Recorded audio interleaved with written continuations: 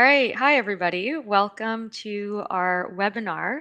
We're really excited today to be talking with Jay Myers at NGen Canada, just to give an interview and an overview about the state of climate reporting in manufacturing in Canada.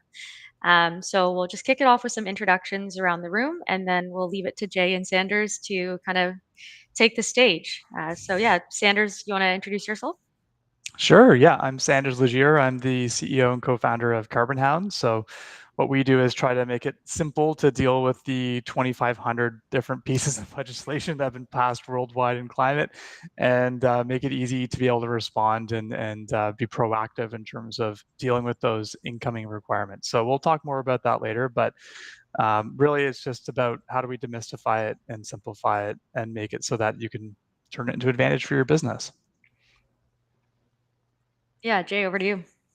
Yeah, thanks, Lauren and Sanders. Really great to be here.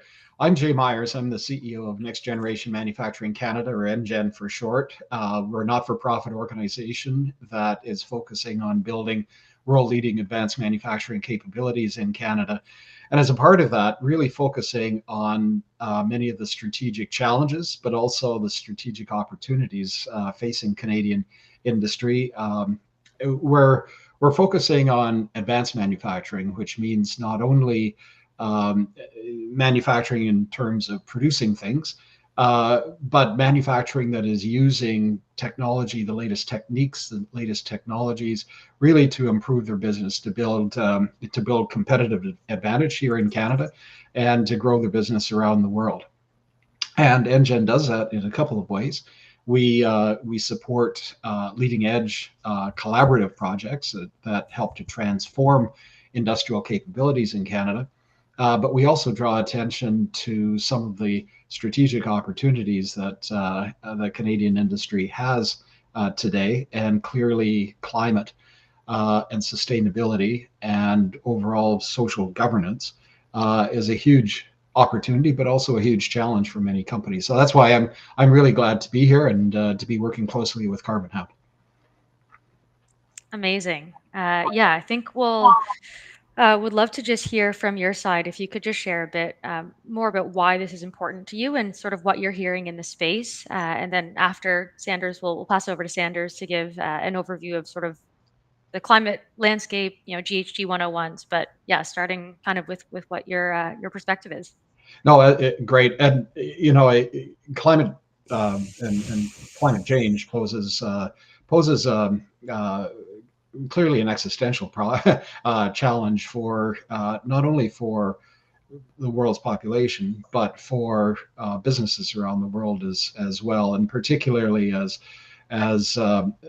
governments, as customers, as stakeholders are requiring businesses to report their carbon emissions, and then to go further than just simply reporting, but to have processes in place that lead to reductions in carbon emissions and greenhouse gas emissions generally, and then of course improvements in their ability to operate environmentally sustainable businesses.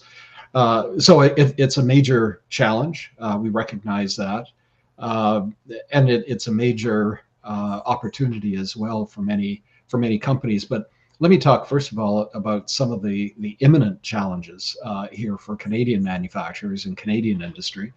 Uh, Clearly, if the Canadian government, as part of United Nations and governments around the world, are taking much more active steps to ensure that economies meet their emission reduction targets or net zero targets over the next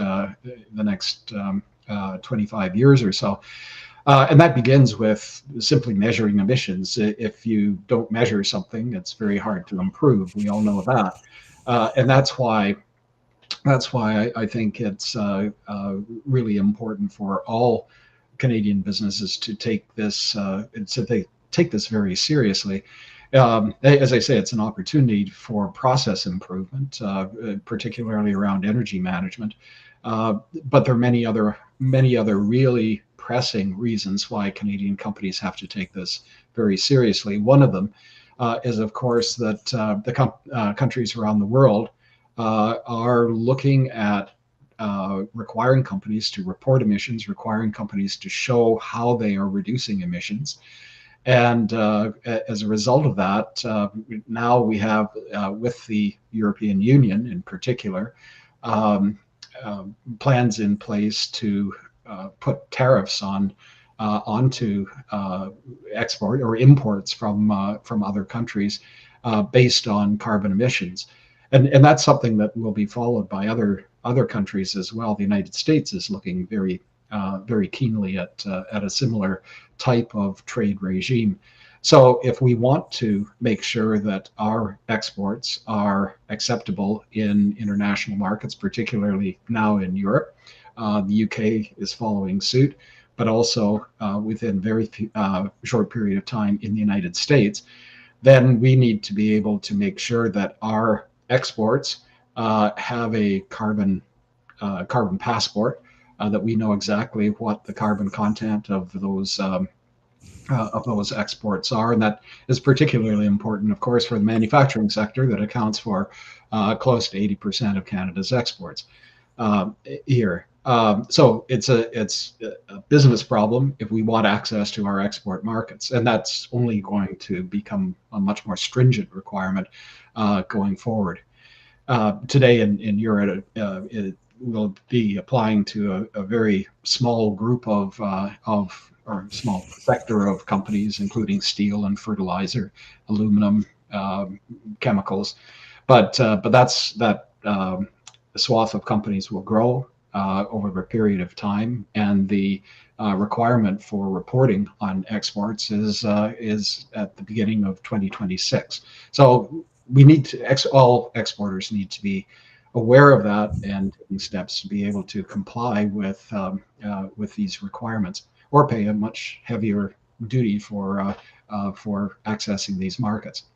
But the second reason that we are very keen and very interested in this whole area are the requirements that are being put in place and that will be effective at the beginning of this coming year by financial institutions in Canada. In the 2022 federal budget, the federal government flagged that it was going to be requiring all federal financial institutions, federally regulated financial institutions, to report their Scope 1 and Scope 2, as well as Scope 3 carbon emissions. I'll leave it up to Sanders to explain what each of those what that actually means. But what it effectively means is that federally regulated banks and most insurers in Canada will be requiring their customers, especially their industrial customers, their manufacturing customers, to begin to report their own emissions as resulting from their processes, as well as the indirect emissions that come from their energy requirements. I think financial institutions will not be requiring immediately them to report Scope 3 emissions, which are the emissions from their supply chain. However, that is probably something that is going to be required very shortly here. So what that really means is that in order to obtain financial support, financing from banks, in order to register on stock exchanges in the United States, for example, in order to obtain insurance or to ensure that insurance premiums are relatively low, all Canadian manufacturers are going to have to begin to report their emissions. And that's where we really want to make sure that we are arming Canadian manufacturers, Canadian technology companies, all Canadian exporters with the tools that they require to make sure that they are compliant with these financial requirements and with the trade requirements that are going to be put in place by both Europe and very shortly by the United States. And that's, as I say, why we're very interested in working with Carbonhound, make sure that we are we have solutions in place that we can offer to companies. These are imminent challenges, and they're very important challenges. Government could regulate all at once in terms of requiring companies to report emissions, and any company in Canada that reports over 10,000 or that has over 10,000 tons of carbon equivalent in terms of emissions already needs to that those companies already need to report. But what the financial institutions are doing is much broader than that. It's going to require every manufacturer, every industrial customer, every business who is a client, the insurance companies or the banks, to report their emissions. So let's be ahead of the game here, and also recognizing, of course, that emission reporting is extremely important for business. As I said before, being able to report emissions, being able to measure emissions is a good first step in actually understanding energy requirements and energy management and process improvement here. So in the end, it actually will lead to lower cost on the part of those companies that can take that information and improve processes as a result of that. So for all of those reasons, we're extremely interested in working with Carbonhound, providing solutions here. It's the international insurance business, as a result of climate-related events, is losing billions and billions of dollars a year. This isn't just a Canadian issue; it's a global issue, and it's being driven largely on the part of reinsurers across around the world because of the losses that they're realizing.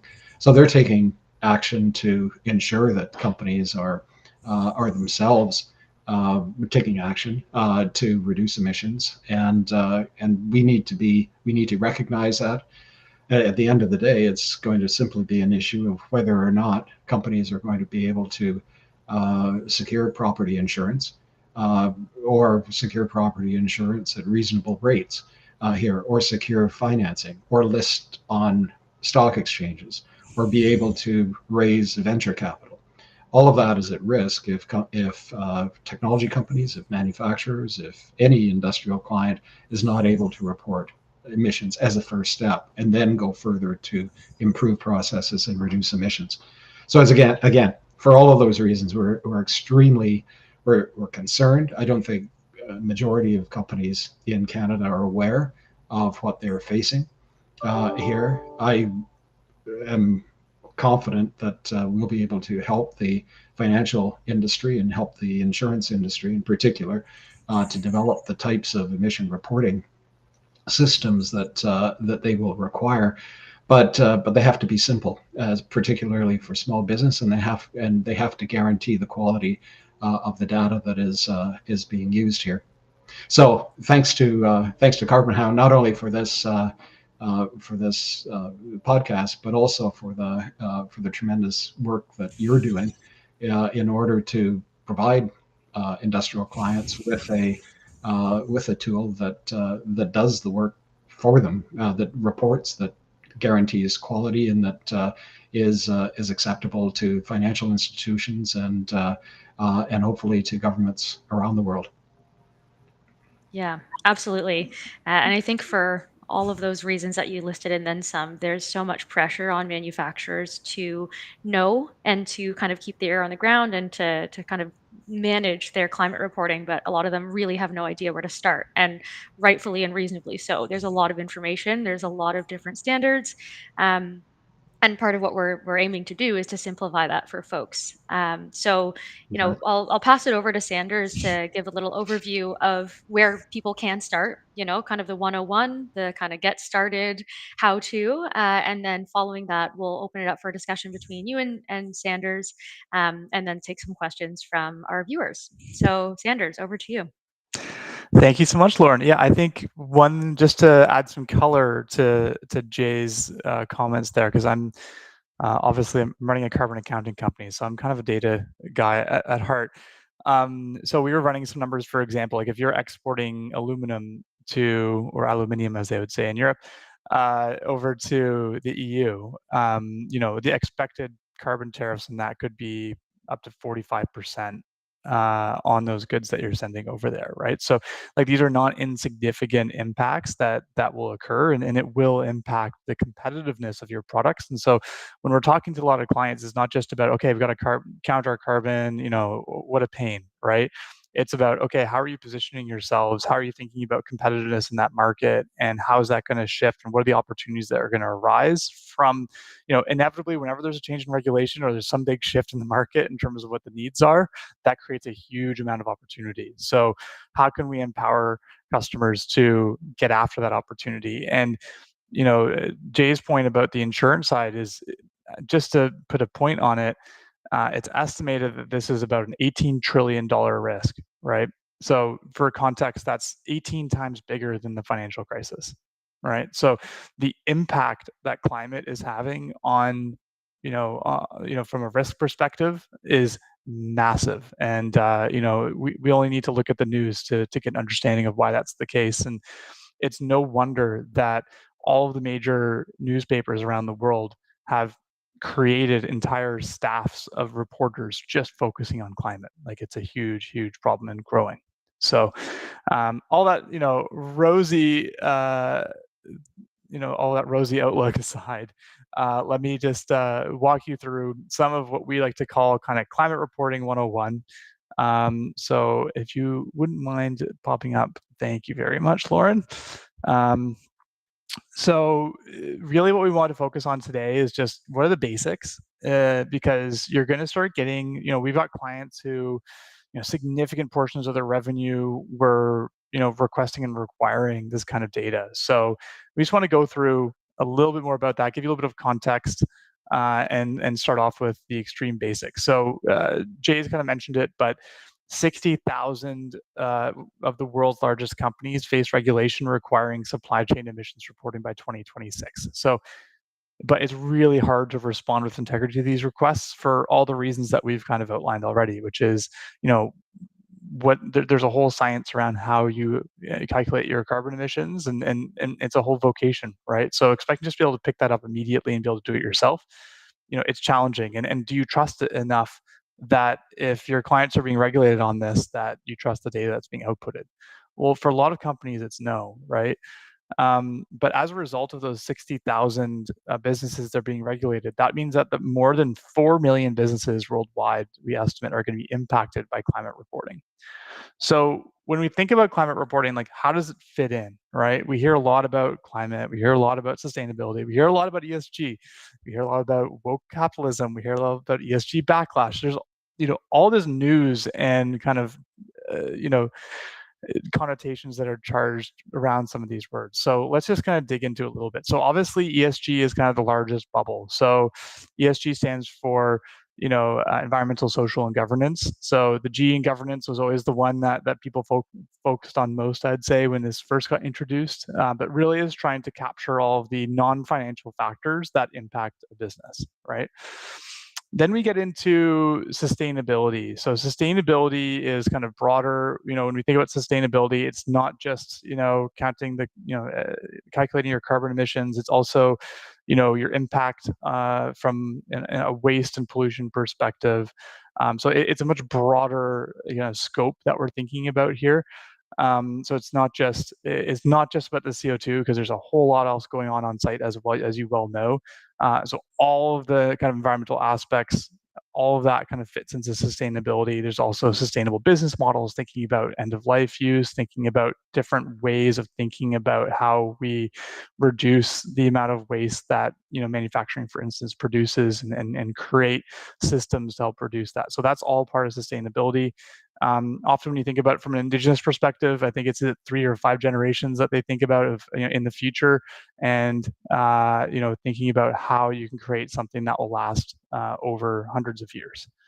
But when we talk about climate, we measure climate impact in terms of greenhouse gas emissions. So what's really interesting is that when you look at this entire puzzle, the nice thing about the climate piece is that it's quantified, right? There's methodologies, it's science-backed, there's very specific ways that you calculate it. So it's a little bit more akin to classical accounting than it is to kind of other kind of ESG initiatives, which might be harder to quantify the impact of.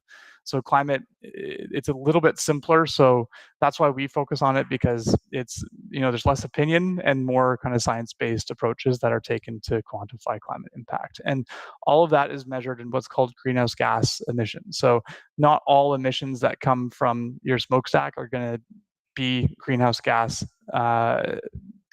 right? So the reason for that is only certain gases will actually trap heat in the atmosphere. And so those are the ones that we're really worried about, because those are the ones that are driving global warming.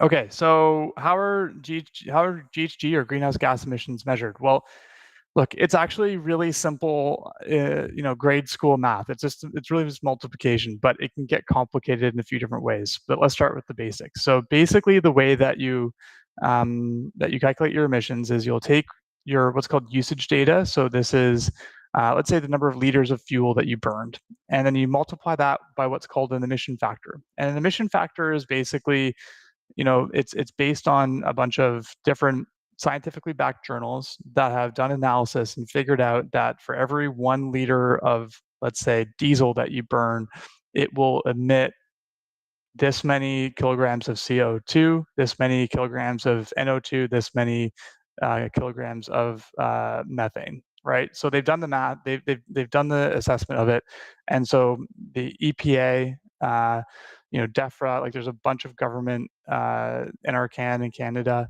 all of them produce what are called emission factors. So for example, there's an emission factor for electricity grid in Ontario because it's quite different based on the energy generation. So we've got a lot more hydro here and in Quebec compared to, let's say, Manitoba, where there's a lot more diesel. So emission factors can change based on the region that you're in. They can also change on the particular process that you're measuring, right? So basically that emission factor translates that operational data that you have into greenhouse gas data.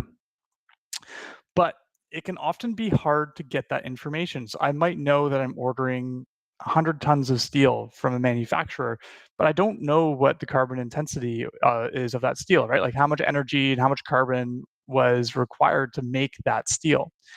And so that's where things get tricky, and that's when you start to think about, okay, how can we estimate things? Can we ask suppliers for their data? If we ask suppliers for their data, are they going to give it to us? So there's a lot of factors there, and that's when you start getting into what's called spend-based estimates. So if all else fails and all you have is your accounting book, you can still get a rough understanding of what your emissions are based on what's called spend-based estimates. So this is where you look at the dollar value and that you can apply an emission factor to that. Now, it's extremely inaccurate, but it is a good place to get started, because at the end of the day, the most important thing is that you just get going. And then from there, you might start to, change the processes of what you're asking from your clients, or you might realize that there's other data in those, receipts that you haven't been tracking, maybe the weight of the material that you're capturing, that you can then use to apply better kind of what's called proxy data. So, okay, well, you're giving us 10 tons of fruit. Okay, cool. We can find an emission factor per pound of fruit based on the type of fruit that you have. Is it going to be perfect? No, but will be much better than a spend-based emission estimate. So then the best, obviously, is if you can go to your suppliers and say, hey, can you tell me how much, what your greenhouse gas emissions are per ton of fruit that we're buying from you. And so that's called like supplier provided data, and that's the best. So when you think about a lot of your customers, they're getting to the point where they've probably been doing spend-based emission factors before, and then these large corporates are kind of moving up to estimates, and now they're at the point where they're being required to talk to their supply chain and get an understanding of what their emissions are, because they need to upgrade their data to that supplier provided data set. And so that's really what they're trying to do when they're talking to you. And so that's why it gets quite important to them, because we've, like, for some of our customers, moving up in quality has often, in many times, reduced massively the impact that the measurements. So we had one case, it was tens of thousands of tons that were reduced as a result of moving from spend-based all the way up to supplier provided. So it's really important, especially when you look at, let's say, the Walmarts of the world, or you look at other large corporates who are trying to decarbonize, like 3M is another example. in order to be able to reward their suppliers for decarbonizing, they need real transparent data they can trust, right? So, it's really critical that they're getting that supplier provided data, because if they start giving you all sorts of benefits like improved, supplier financing, like that trade financing, that kind of thing, then and they find out that actually as everything was based on estimates and the data was garbage, then they're opening themselves up to greenwashing accusations as well. So now that we know we take that operational data, let's say liters of fuel, and we multiply that by this emission factor, and we get our emissions, right? So then you might hear Jay kind of mention scope, right? So scope's really important, and basically what scope is just trying to help companies organize all of these emissions into different categories. So scope 1 is direct emissions from sources of emissions that are owned by that company. So let's say you've got a boiler or some sort of process running on site that uses, a fuel, right? So that would be combusted on site. You've got control over that asset. That is scope 1. Or it could be maybe you have a fleet of vehicles. You own those vehicles, so you have control over them. You can choose whether you have electric or gas vehicles if you wish. Regardless, because you own them, they're scope 1. So it's basically, think about it like within the 4 walls of the operations of your business, that's really scope 1. Scope 2 is called purchased energy. And for the most part, just to keep it simple, it's anything you're plugging into the grid for. So the reason for that is, whilst you have control over how much energy you're using, you don't control the grid that you're on, right? In terms of the region, like you don't control whether Ontario produces nuclear or natural gas in terms of its energy mix. So that's scope 2. Sometimes you get imported steam if you're downtown. Enwave's a good example of that. And then scope 3 is literally everything else. So that's why scope 3 gets so complicated, because it especially when you look at supply chains, it can get really, really really messy, because effectively it's any dollar that you're spending as a business has some sort of climate impact, right? So, how do we get our arms around that? And so what we typically would do, and I'll walk through this later, is we have a process to help you figure out what you need to measure and what you don't need to measure.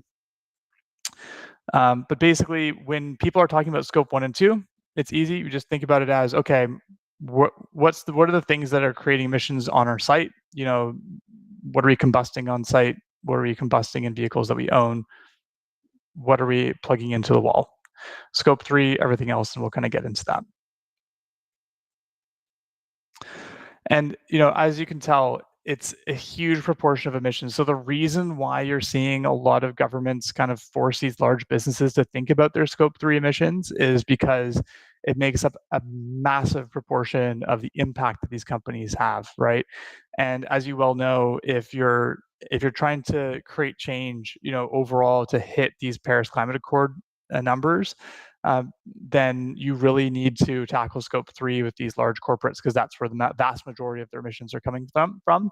And you can influence trillions of dollars of spend at these organizations if you incentivize it correctly, right? So that's why you're seeing, all these regulators go after scope 3, because they basically say, okay, well, we don't really want to regulate everybody, so we're going to regulate these big guys and then force them to move their scope 3 down, because that's how we're going to kind of get percolation into the rest of the ecosystem and drive those numbers that we need to. It's also obviously outside of your control. It could include, let's say, upstream, downstream transportation. So how do you get your goods on site? What are the goods that you're purchasing? That's another big one as well. So if you're purchasing steel, that's obviously a very high carbon product. So, you have to understand what the impact of that is. And so it's really important to understand what your scope 3 emissions are, because that can also create risk as well. Like you might have situations where those regions are being increasingly, pressured as it relates to climate regulations. And so maybe their prices will go up, right? So you just there are impacts on your business that you have to think about when thinking about the cost of carbon being applied in more and more contexts around the world. Okay, and so how does this actually roll down to an individual manufacturer, right? So your scope 1 and 2 is their scope 3, right? So that's the way to think about it. And when these large companies are trying to figure out, or when any of these regulated companies are trying to figure out what they're going to do, they're often multi-jurisdictional, so they have locations in multiple places, which means they might be impacted by multiple different regulations.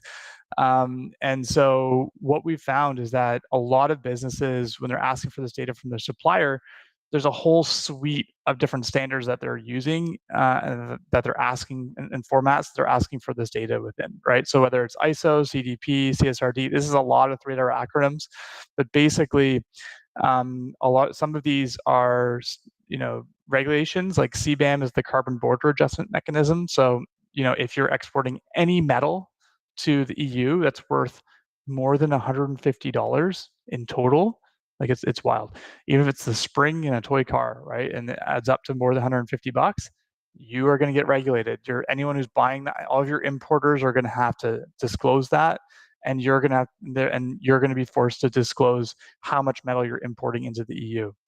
So these regulations really are reaching across boundaries, and so they can create risks for you as you think about kind of continuing to scale and grow your business outside of Canada, especially. Europe in particular, and looking at California, are kind of two of the jurisdictions that this is really particularly pertinent for. But basically, you'll probably get asked to do any one of these here. If that's the case, then you're falling into that bucket of needing to disclose your emissions. And they might ask for other things too. It might not just be your emissions, might be looking at adherence to anti-slavery acts, that kind of thing. So there are other pieces to the puzzle that you're often being asked for. And so, you look at one of our clients, Bobo's, like they were really struggling because they had large customers that were at risk. They didn't used to get the client requests. Now they're getting them all the time. And it was increasingly expensive for them to respond to these requests. Like I've had customers where they're literally just laughed out of the room because they were a smaller business and they needed support on this for a large customer who was requiring it as part of the procurement process. And they just said, yeah, do you have $100,000+ because we're busy. So if you're not spending that much, then we don't really want to talk to you. And then doing it yourself can be really challenging. It can be error prone. It doesn't have the stamp of approval from a third party. So, you have to convince, how do you convince your stakeholders that that's actually, a number that they can trust? And then it can be incredibly manual, 5+ hours a week in some cases, depending on the data that you have to maintain it. So for many companies, it's not really a sustainable solution, and it can be really challenging to do all of this. Especially when you've got changing requests and changing requirements from your customers. So Bobo's, then basically we worked with them. They're a food manufacturer out of Colorado, and they have distribution across the US.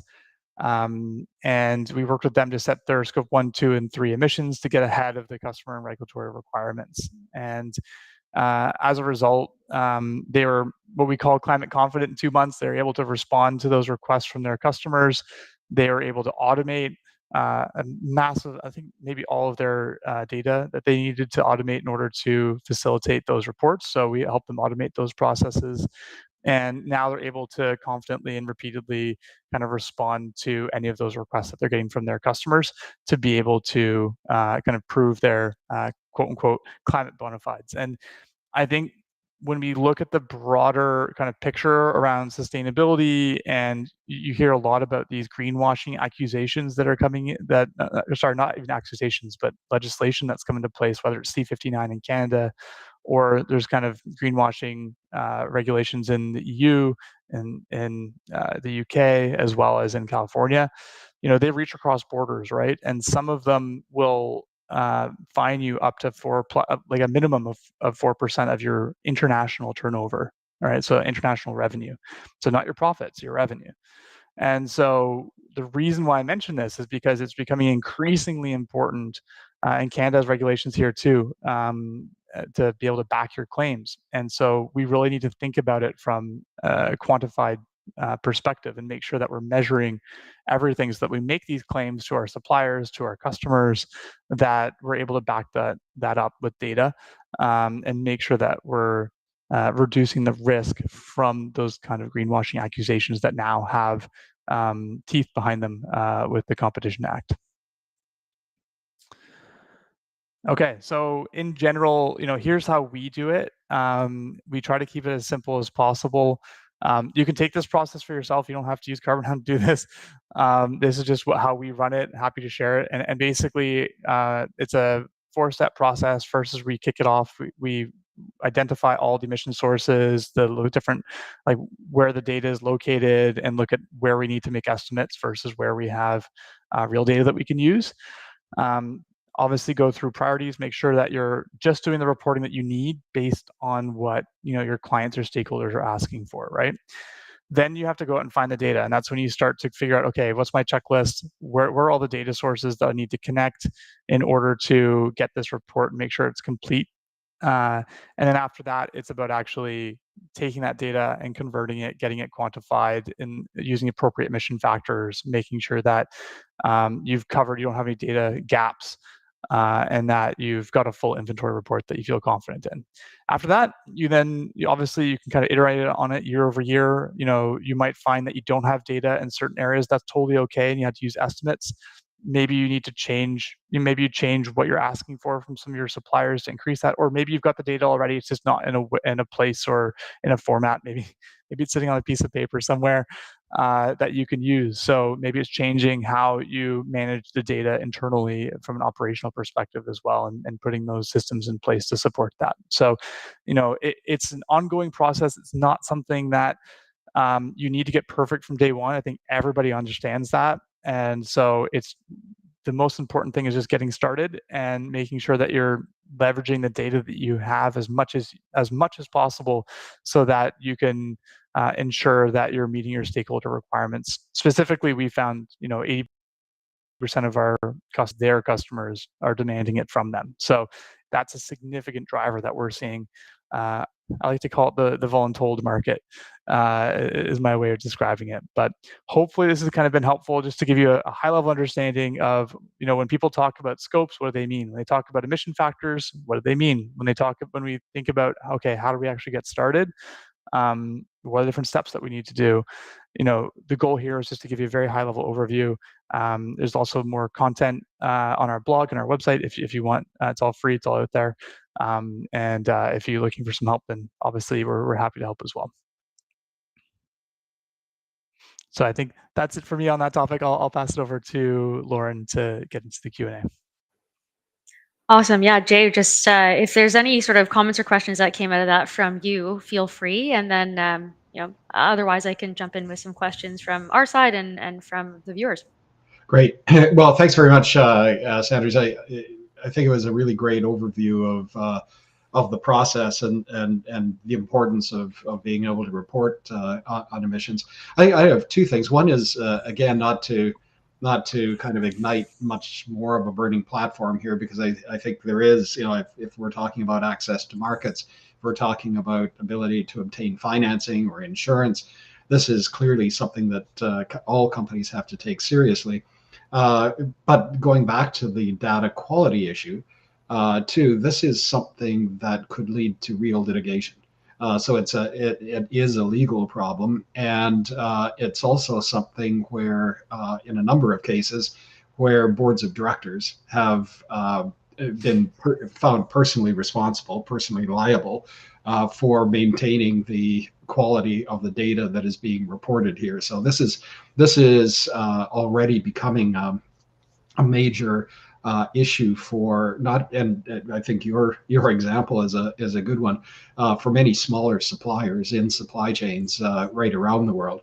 But the other thing I wanted to say is we've talked about the burning platforms, but let's talk about the opportunities here too. And Canada has a fantastic opportunity, or Canadian companies, to take advantage of the low carbon energy sources that we have, are the work that has already been done in Canada by many companies to improve energy management here. And if we can show the impact of that, if we can actually report this, I think Canadian companies are in a terrific position to take advantage of that as well. So it's not just a burning platform; it's a strategic business opportunity for many companies too.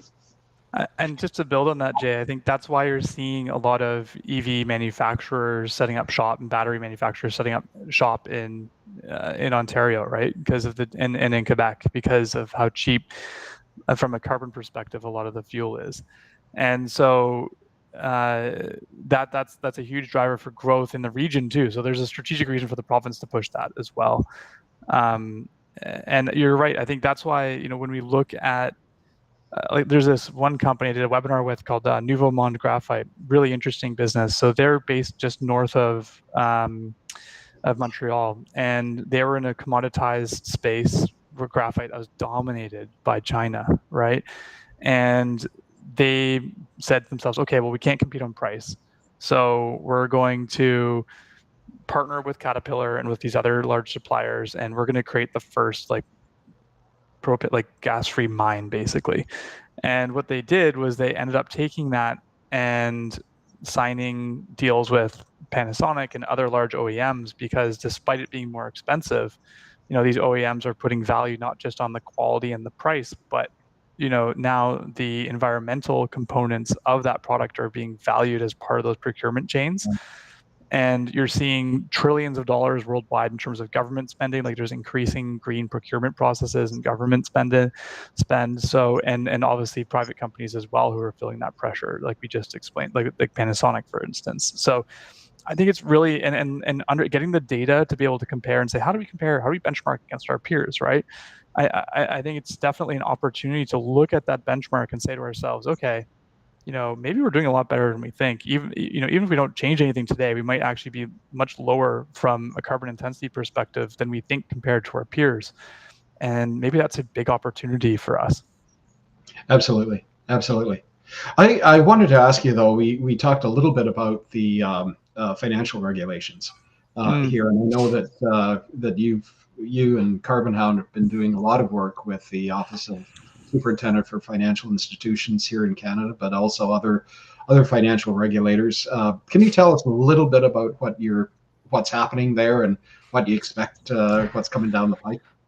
Yeah, so I mean, obviously, we've just been in contact with them to, we build solutions for financial institutions as well, and so we wanted to make sure we're on the right side of that when we're building it to meet OFC's requirements. And so what we found is that they're taking what's called they have to meet what's called PCAF, and part of PCAF is an international standard around financed emissions. And the big focus there is that they're really worried about climate risk and how it's going to impact the underlying loans that these banks are making, right? So they're really worried, is there going to be stranded assets, for example, in high carbon, I don't know, gas extraction, for example, maybe in the tar sands, right? Because what you're going to see is that large businesses, and they've already started to do that, so even I think TC Energy just spun out a solids and like a liquids division recently.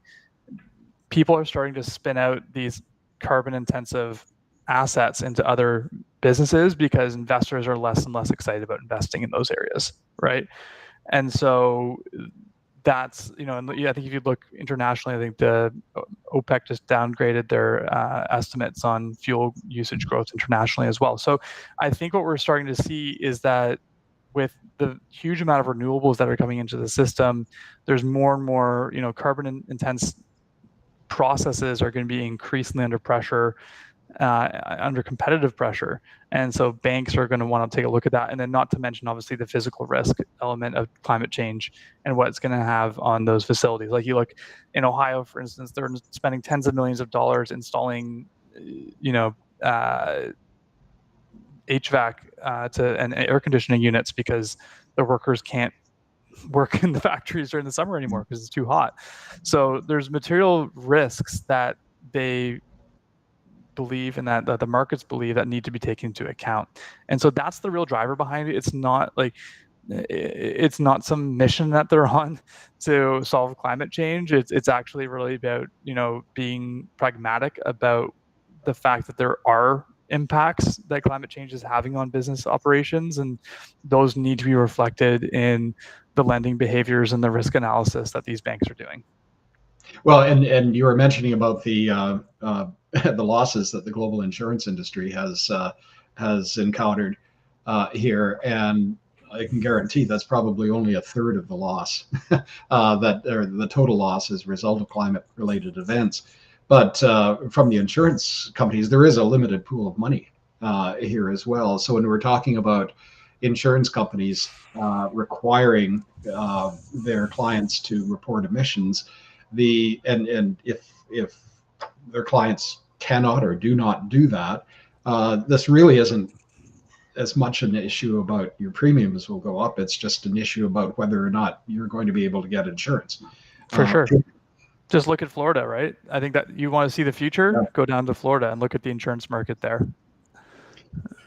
You were talking and switching a little bit here, but you mentioned or talked a lot about data quality, and how did, and just a real kind of technical question around how does Carbonhound handle that issue? What sort of protections or what sort of processes do you have in place to be able to manage that issue?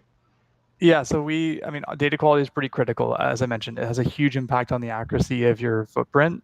So when we talk about footprint or inventory, basically what that means is like an inventory report is the sum total that of all the emissions of your business, kind of put into a nice format that is easy to understand.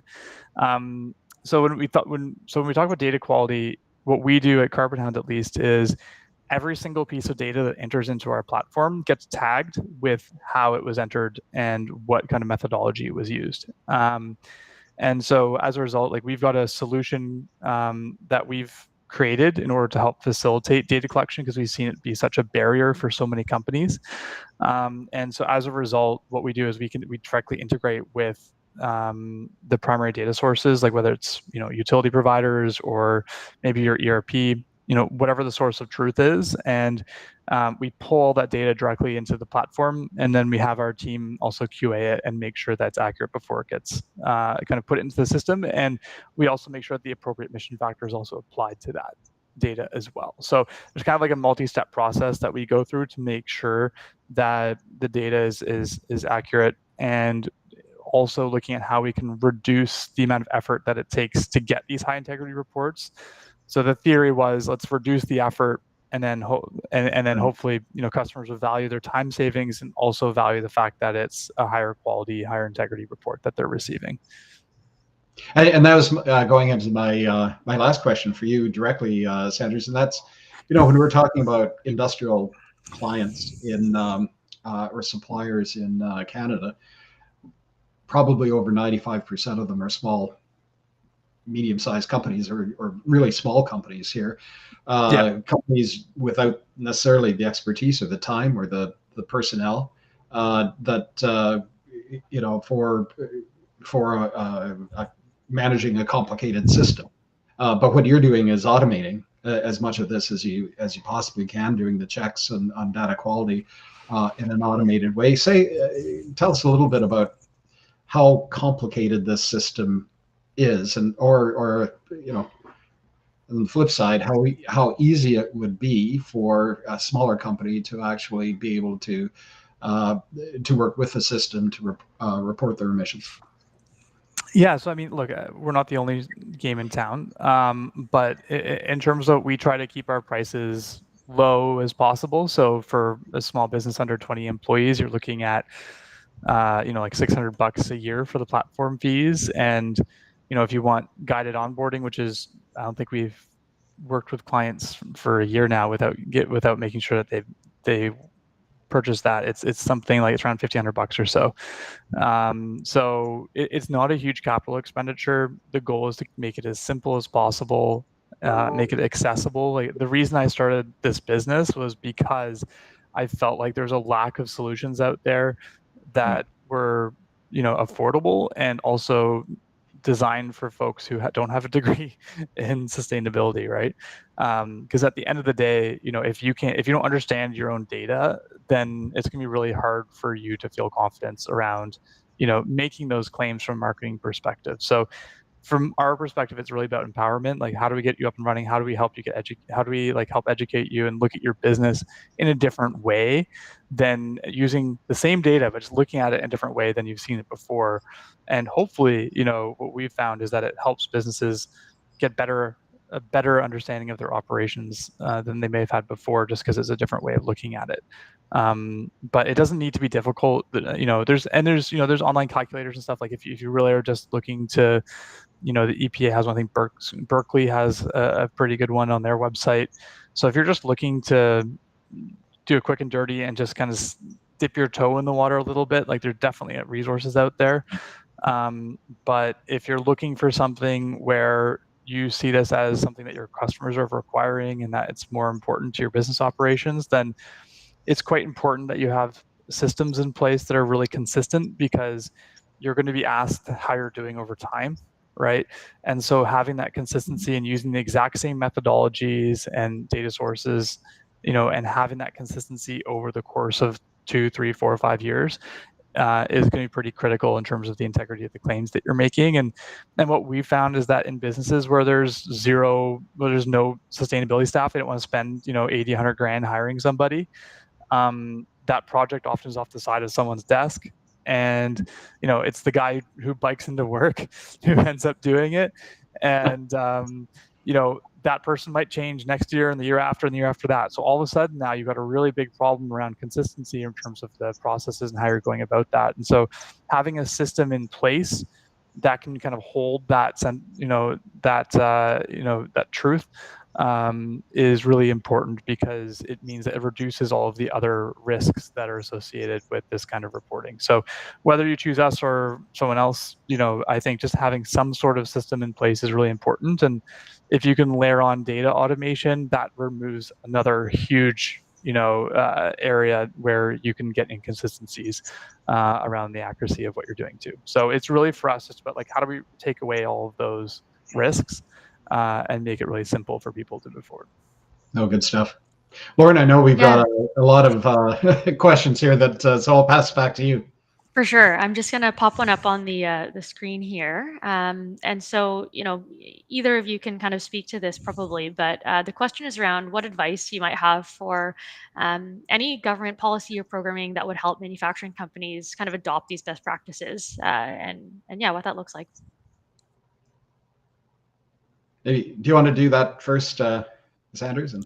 Let me think about the question here. So one thing that's quite interesting, what advice should government policy program to help all advancement? So I'm trying to figure out what perspective this is coming from. But one of the areas where I think is really helpful to start to focus in on is energy management, especially for manufacturers.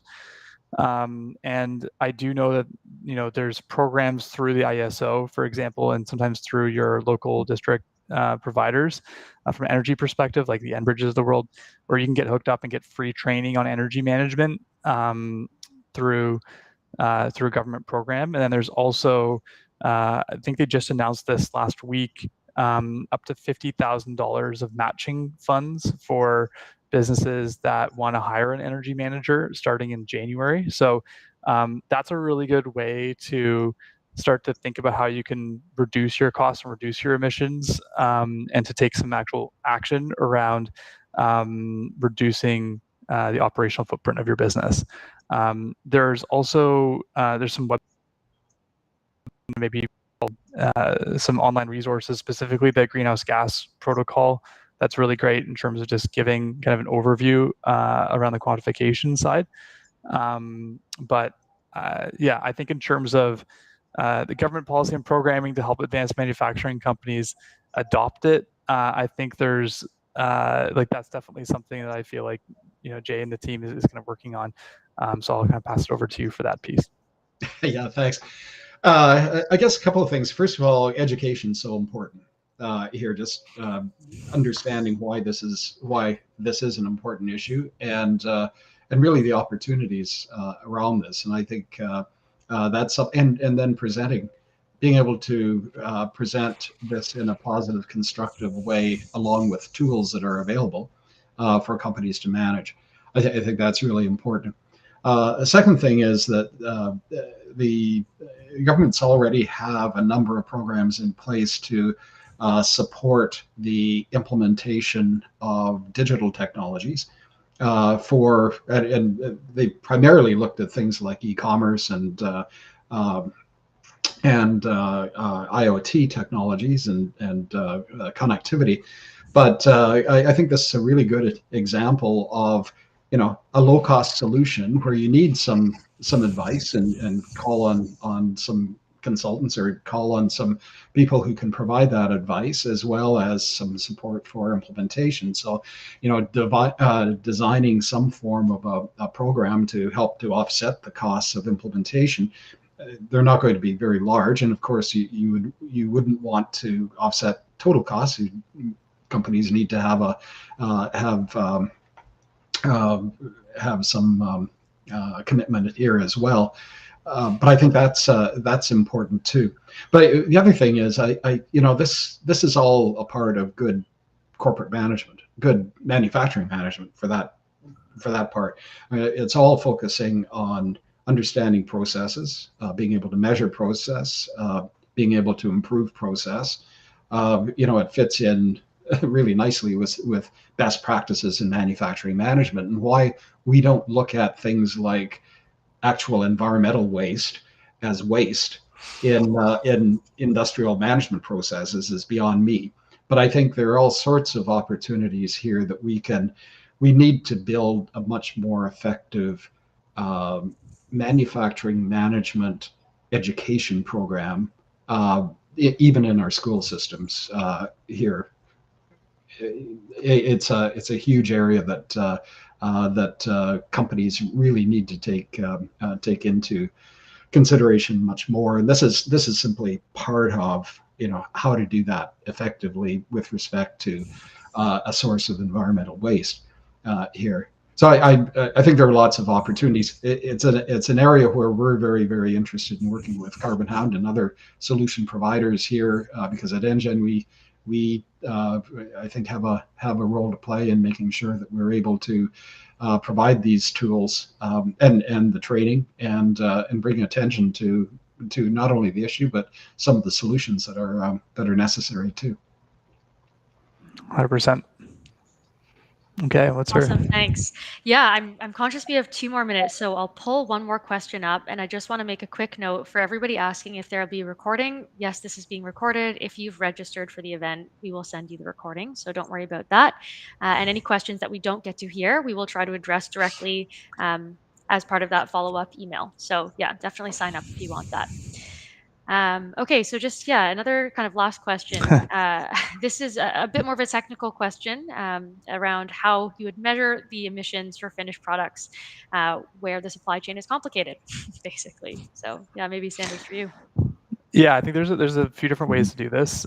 So obviously there's different emission factors based on region as well. So if you're able to get insights into where those raw materials were coming from and engage your suppliers, then obviously that's one way of doing it. But there's also life cycle analysis that you can do that are kind of basically studies that have been completed that are peer reviewed that you can use to estimate the impact of the emissions of those raw materials if you don't have access to the primary data sources. So that would be the sort of thing that during the onboarding process you would want to have an expert kind of look at and find the relevant kind of source to figure out emissions.